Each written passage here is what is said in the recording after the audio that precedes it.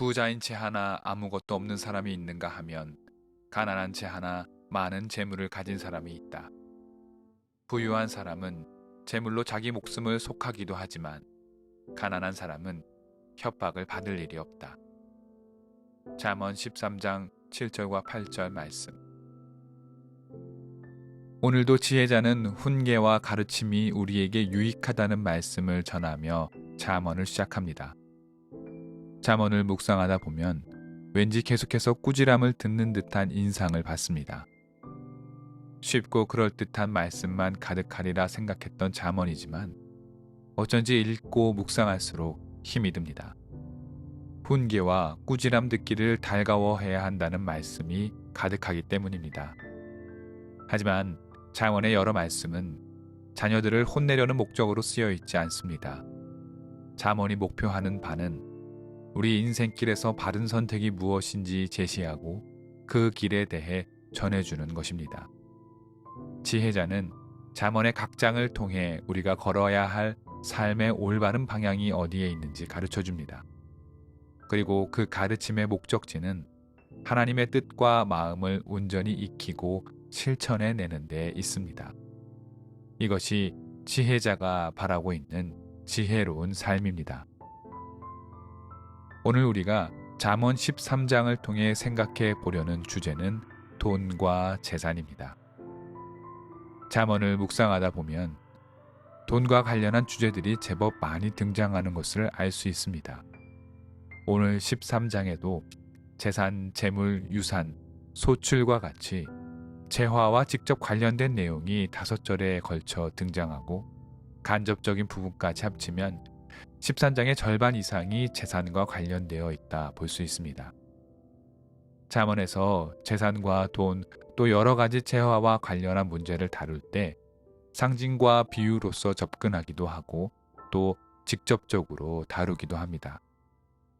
하나님 말씀에 재물을 이렇게 다룬다는 점이 낯설기는 하지만 잠언은 돈 문제를 돌아가지 않고 직진하여 다룹니다. 우리가 묵상하고 있는 본문이 잠언이라는 점에서 이상할 것은 없습니다. 왜냐하면 잠언은 우리 일상의 문제를 다루고 있기 때문입니다. 잠언은 개신교가 정경으로 인정하는 66권의 말씀 가운데 가장 현실적인 텍스트라 해도 과언이 아니기 때문입니다. 우리의 현실과 직접 있다는 점에서 잠언이 돈 문제를 다루는 것이 결코 어색하지 않습니다. 재물과 재산은 우리 일상에서 정말로 중요하기 때문입니다. 재물을 다루는데 지혜롭지 못하다면 우리의 삶은 그 빛을 잃어버리게 될 것입니다. 잠언은 돈과 재산 문제를 여러 가지 각도에서 다루고 있는데 오늘은 잠언 13장이 주제 삼고 있는 부분을 살펴보도록 하겠습니다. 먼저 11절을 보겠습니다. 쉽게 얻은 재산은 줄어드나 손수 모은 재산은 늘어난다. 지혜자는 분명한 어조로 성실히 모은 재산은 점차 불어난다고 말합니다. 부의 증가를 부정적으로 보지 않습니다. 또 22절을 보시지요. 지혜자는 이렇게 말합니다. 선한 사람의 유산은 자손 대대로 이어지지만 죄인의 재산은 의인에게 주려고 쌓은 것이다. 선한 사람의 유산, 곧 그의 재산은 자손 대대로 이어집니다. 반대로 악인은 그 재산이 언제고 망할 수 있다 말합니다. 하나님께서 선한 사람의 재산을 지켜주신다고 약속합니다. 지혜자의 논조를 잘 살펴보면 재산에 대해, 특히 부의 증식에 대해 잠언은 부정적이기보다는 오히려 긍정적인 묘사를 많이 하는 것 같습니다. 일반적으로 성경에서 재산 혹은 많은 부에 대해서는 언제나 경계하는 논조를 지니고 있습니다. 부자에 대해서는 비판적인 입장이 더 많이 등장하기도 합니다. 하지만 잠언에서는 그렇지 않습니다. 많은 재산이 성실한 삶의 결과이자 보상이고 하나님의 은혜라고 말하는 부분도 상당히 많기 때문입니다. 우리가 읽고 있는 13장도 그러합니다. 부정적이기보다는 오히려 긍정적인 묘사가 더 많은 것도 같습니다. 이제 7절과 8절을 한번 보겠습니다.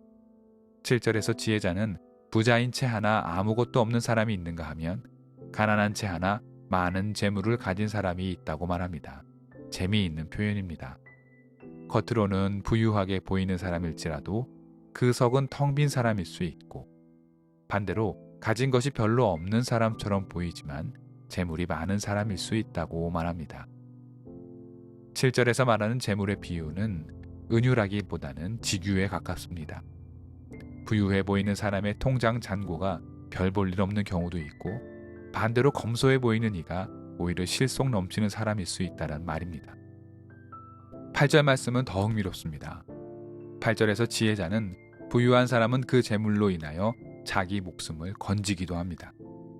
갑작스러운 위기의 순간에 자신의 재산이 자기 목숨을 살려내는 수단이 될 수 있다는 뜻입니다. 혹은 재산이랄 것이 없는 이들은 협박을 받을 일이 없다고 지혜자는 말합니다. 더 쉽게 말하자면 돈이 없는 사람은 가진 재물 자체가 없기 때문에 누군가에게 협박조차 받을 일이 없다라는 뜻입니다. 잠언이 말하고 있는 돈과 재물에 관한 말씀들이 어떻게 들리시는지요? 어떤 곳에서는 마치 현대의 재무처세술 같이 마냥 가진 것을 자랑하기보다는 실속을 차려 저축해야 한다는 말씀처럼 들리기도 하고, 또 어떤 곳에서는 많은 재산이 당신의 훌륭한 보험 역할을 한다고 말하고 있는 것도 같습니다. 성실하게 재산을 일군다면 점차 자산이 늘어간다고 말하고 있는 것도 같습니다. 하지만 악인은 언제라도 그 재산이 몰수될 수 있음을 또한 지혜자는 경고합니다. 도대체 잠언에게 재산과 돈은 어떤 의미일까요? 당연한 말이지만 잠언은 경제 처세술을 다루는 책은 결코 아닙니다. 건전한 재산 증식을 목적으로 하지도 않습니다.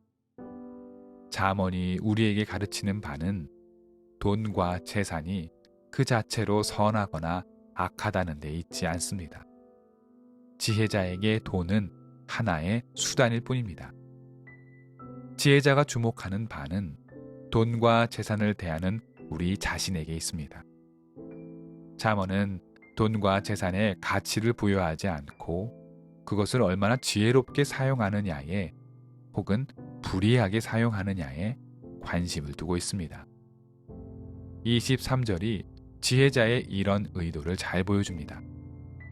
가난한 사람이 경작한 밭에서도 많은 소출이 일어날 수 있으나 불의한 방법으로 일을 하면 그에게 돌아갈 몫이 없다고 지혜자는 경고합니다.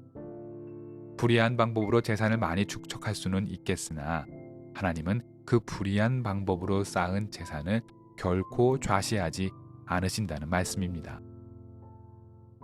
재산과 돈과 관련하여 잠언 13장에 중점을 두는 바는 지혜로운 마음으로 지혜롭게 사용하라는 것입니다. 돈은 시대를 막론하고 인류에게 가장 중요한 도구입니다. 또 가장 강력한 도구이기도 합니다. 중요하고 강력하기에 인간의 마음을 쉽게 타락시킬 수 있습니다. 지혜롭게 재산을 일구고 돈을 사용한다면 아름다운 열매를 맺게 된다고 잠언은 말합니다. 반대로 조급한 마음으로 불이하게 모으고 또 사용한다면 당사자는 물론 공동체에게도 위해를 끼치는 것이 바로 돈이라고 지혜자는 경고합니다. 그렇기에 잠언 말씀은 돈의 힘 그 자체를 무시하지 않습니다. 지혜로운 사용을 강조하고 있는 바가 여기에 있습니다. 하나님의 뜻을 따르는 지혜로운 삶과 돈과 재산을 지혜롭게 모으고 지혜롭게 사용한다는 것이 잠언 말씀에서는 그 거리가 결코 멀지 않습니다. 물론 오늘 우리의 잠언 말씀을 비롯해 돈과 재산과 관련한 문제에 대해 잠언의 지혜자가 언제나 청부론, 즉 깨끗한 부자를 지지하고 있는 것은 아닙니다. 마찬가지로 청빈론, 즉 가난이라는 것을 마냥 찬양하고 있지도 않습니다. 18절 말씀을 한번 보시죠. 지혜자는 훈계를 저버리면 가난과 수치가 닥치지만 꾸지람을 받아들이면 존경을 받는다고 말합니다. 보면 마치 가난이라는 것이 하나님 말씀을 저버린 자들을 향한 징계인 것 같이 말합니다. 이와 비슷한 말씀이 잠언에는 참 많이 등장합니다. 대단히 어려운 말씀입니다. 나의 가난이 하나님의 징계라는 말인가 라고 생각할 수도 있기 때문입니다. 다시 말씀드리지만 잠언의 지혜자는 돈과 재산 그 자체에 대해 특별한 가치를 부여하지 않습니다. 부유함이 은총의 결과일 수도 있지만 패망의 시작일 수도 있다고 말하고 있는 것이 잠언입니다. 중요한 것은 결국 사람입니다. 지혜자의 관심은 사람 안에 의롭고 공의로운 마음으로 자기 일을 대하고 타자를 대하는지에 가장 큰 관심이 있습니다. 오늘 우리가 살피고 있는 13장은 물론 잠언 전체가 결국 의로운 마음으로 바른 길을 걷는 자들은 하나님의 뜻을 이루고 악한 마음으로 그릇된 길을 걸으면 망한다라는 것이 잠언의 궁극적 요약입니다. 돈과 재산은 언제나 후행적으로 따라오는 결과일 뿐이라고 지혜자는 말합니다. 따라서 우리는 마음을 바르게 하고 지혜로운 마음을 가지며 성실한 자세로 돈을 대하고 재산을 일구며 나와 가족을 아끼고 타자에 대하여서 언제나 긍휼한 마음으로 그들을 대하는 것이 잠언이 말하는 지혜자의 삶일 것입니다.